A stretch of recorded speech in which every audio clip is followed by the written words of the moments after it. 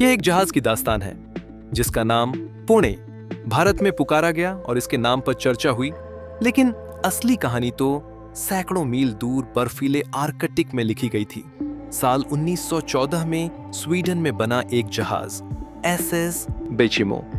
1921 में इसे Hudson Bay company ने खरीदा और यह फर जानवरों की खाल के व्यापार का भरोसेमंद साधन बन गया। कई साल तक यह जहाज समुद्र की लहरों पर तैरता रहा, पर उसकी असली पहचान तो एक हादसे से बनने वाली थी। 1 अक्टूबर 1931 अलास्का के बैरो के पास जहाज मोटी बर्फ की चट्टानों में फंस गया। दल ने उम्मीद की कि शायद मौसम सुधरे और रास्ता खुले, लेकिन नवंबर में आए भयंकर तूफान ने सब कुछ बदल दिया। जहाज अचानक गायब हो गया। दल ने समझा कि शायद जहाज डूब चुका है।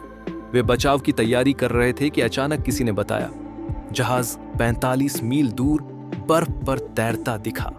दल ने वहां पहुंचकर कीमती फर तो निकाल लिए, लेकिन यह सोचकर कि बाइचिमो सर्दियों में नहीं बच पाएगा, उन्होंने उसे हमेशा के लिए छोड़ दिया।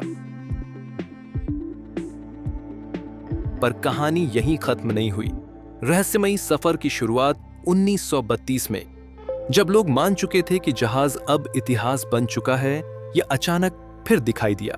इस बार अपनी पुरानी जगह से सैकड़ों मील दूर। एक शिकारी ने इसे देखा और उस पर चढ़ भी गया। 1933 में तो यह और भी रोमांचक हुआ। कुछ लोग तूफान से बचने के लिए बाइचिमो पर चढ़ गए, लेकिन वे पूरे 10 दिन जहाज पर ही फंसे रहे। बचाने की कोशिशें, कई बार इसे बचाने की कोशिश हुई।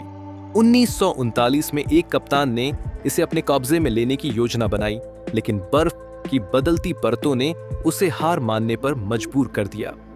आखिरी झलक 1969 में बाइचिमो आखिरी बार देखा गया, अलास्का के तट से दूर बर्फ में जमे हुए। इसके बाद यह फिर कभी दिखाई नहीं दिया।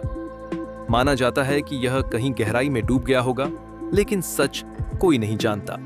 लगभग 40 साल तक बिना किसी दल के भटकता यह जहाज रहस्य और रोमांच का प्रतीक बन गया। लोग इसे नाम देने लगे ghost ship of the Arctic. यह जहाज की दास्तान अब भी समंदर की हवाओं में जिंदा है। यही है बेचिमो।